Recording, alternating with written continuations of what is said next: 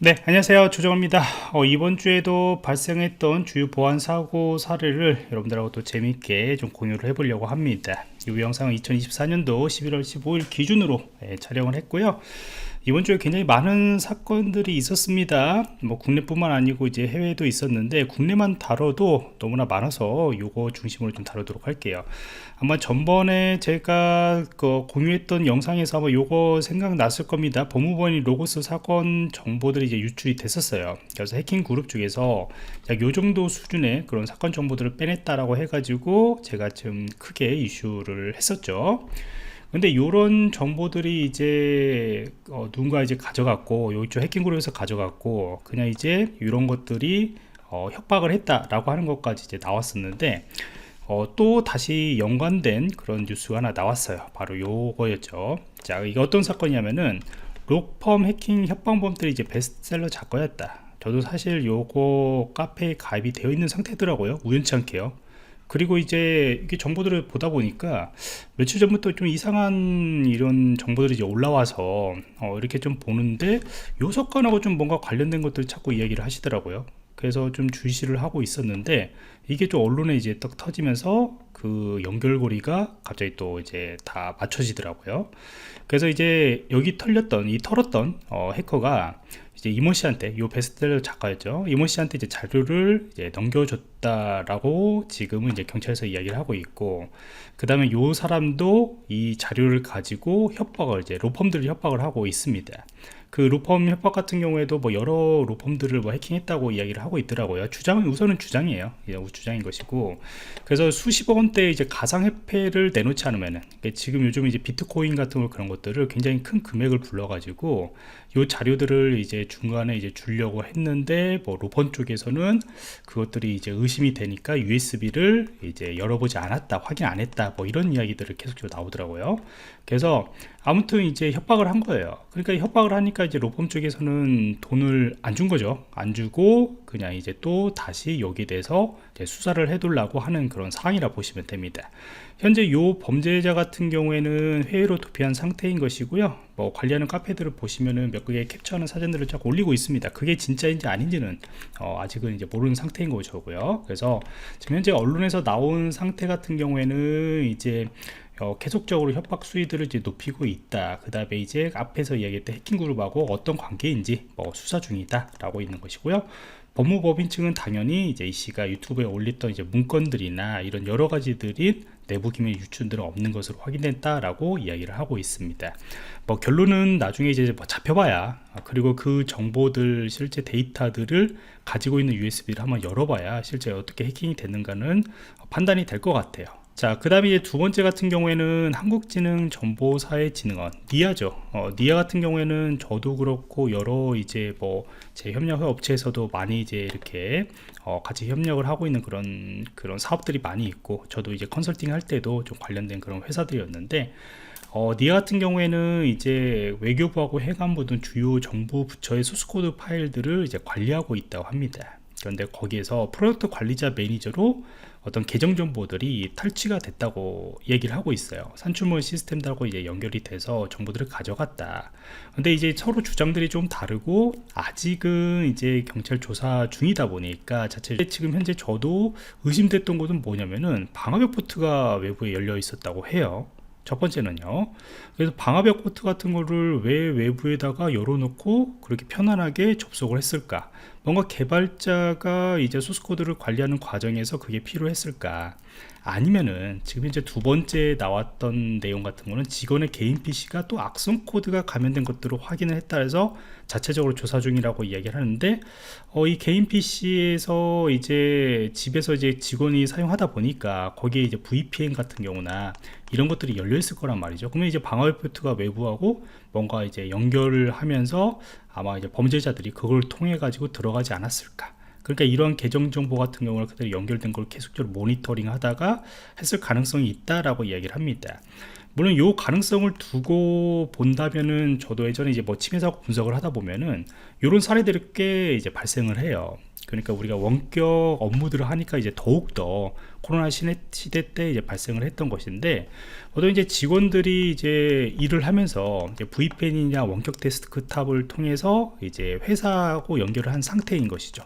그러면은 이 회사에서 직접적으로 공격을 접근 지어가 있기 때문에 하는 것이 아니고 이 개인 PC들을 굉장히 많이 노리는 것이죠. 그래서 직원 PC뿐만 아니고 외부의 협력업체들 있잖아요. 원격으로 이제 주기적으로 요 회사에 연결을 원격으로 접속을 하고 난 뒤에 뭐 이렇게 어떤 업데이트를 한다거나 뭐 이렇게 많이 하죠. 그래서 그럴 때 이제 이 직원의 노트북들을 해킹을 해가지고 점심시간에 이제 직원이 잠깐 이제 노트북하고 자리를 뜬 사이에 그때 이제 접속을 해서 공격들을 하는 그런 침해 사고 사례들을 본 적들이 꽤 있습니다.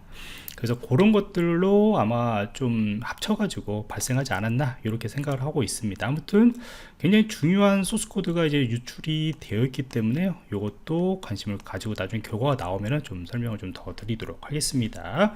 아무튼 접근 제어 방화벽 포트에 대한 접근 제어 미흡, 요거는 굉장히 중요한데 요게 관리가 좀 안 돼 있다라고 하는 것들은 굉장히 큰 사건이라고 좀 보시면 될 것 같아요. 자, 그 다음에 이제 세 번째 같은 경우에는 이 최근에 러시아 범죄 해커들이 우리나라 쪽으로 디도스 공격이라 그런 것들을 굉장히 많이 하고 있습니다. 저도 유튜브 커뮤니티에다 계속적으로 이야기를 하고 있는데, 러시아하고 이제 우크라이나 전쟁에 대해서 이제 한국들이 좀 우크라이나 쪽으로 이제 지원이나 그런 발언들을 하다 보니까 러시아 범죄 해커들이 당연히 이제 화났겠죠, 빡쳤겠죠. 그래서 한국 대상 IP들을 다 공유를 하면서 계속적으로 공격을 하고 있어요. 저번 주에도 그렇고 이번 주에도 그렇고 디도스 공격을 계속적으로 하고 있습니다. 특히 이제 공공기관 대상으로 굉장히 많이 하고 있고, 대법원 같은 경우에도 실제 멈췄었고요.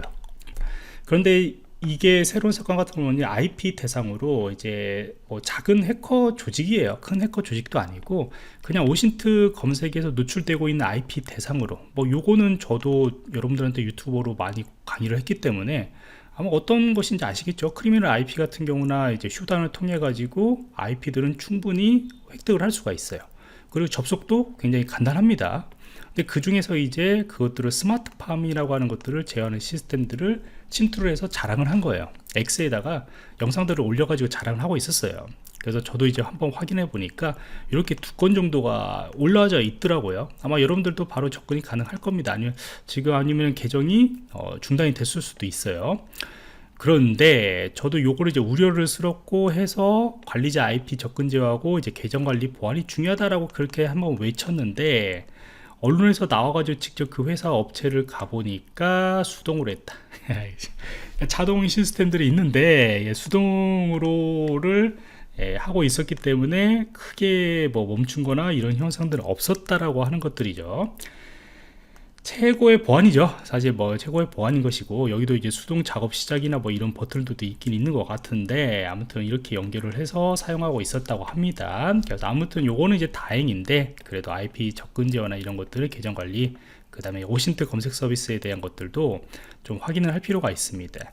물론 요거는 이제 소상공인 같은 경우나 이제 뭐 작은 업체 같은 경우는 뭐 보안 담당자들이 없기 때문에 전체적으로 이제 정부에서 지원하는 것들을 해서 좀 살펴볼 필요가 있겠죠. 자, 그 다음에 이제 보안 뉴스는 요 앞에 거하고 조금 관련들이 있겠지만은 IP 카메라 해킹에 대해서 또 보안 위협들이 계속적으로 지속되고 있습니다. 요것도 이제 러시아 해커 동맹들이 이제 한국 카메라 대상으로 계정 정보들을 많이 공유를 하고 있어요. 그래서 파일들 정보들을 보시면 이제 IP하고 그다음 계정 정보 ID하고 이제 뭐 패스워드하고 이런 정보들이 있어요. 근데 이 패스워드 정보들 같은 경우에는 이제 복잡한 패스워드로 설정되어 있는 것들이 아니고, 일반적으로 이제 어드민 뭐 이렇게 설정되어 있거나 어드민 1234 이렇게 취약한 패스워드로 설정해 있는 것들이 거의 대부분이더라고요. 그래서 이렇게 접속을 한 것들을 공유를 하고, 특히 이제 한국 쪽 대상으로 집중적으로 이렇게 커뮤니티나 그런 데다가 이제 공유를 하고 있는 거죠. 뭐 거의 다 보면 이제 식당이나 그런 것들인데, 사실 이제 개인 쪽에 뭐 개인 그런 집에 설치되어 있는 그런 것들도 당연히 있겠죠. 그래서 이런 것들도 이제 오신트 검색 서비스 쪽에서 확인을 해보면은 분명히 이런 정보들을 다 획득이 가능하기 때문에 저도 10년 넘게 이런 공유되어 있는 그런 정보들에 대해서 IP 접근을 해야 한다, 아니면 계정 정보를 강화를 해야 한다 라고 이야기를 하고 있는 중입니다.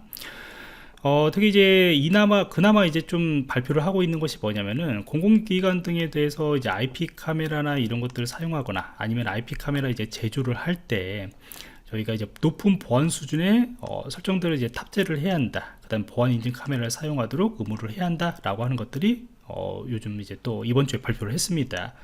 물론 이전부터 이제 IP 카메라에 대한 보안 인증, 시신증 이런 것들이 있긴 있었어요. 이렇게 의무화를 했다라는 것은 뭔가 조금 더 심각하게 받아들였다는 것이죠.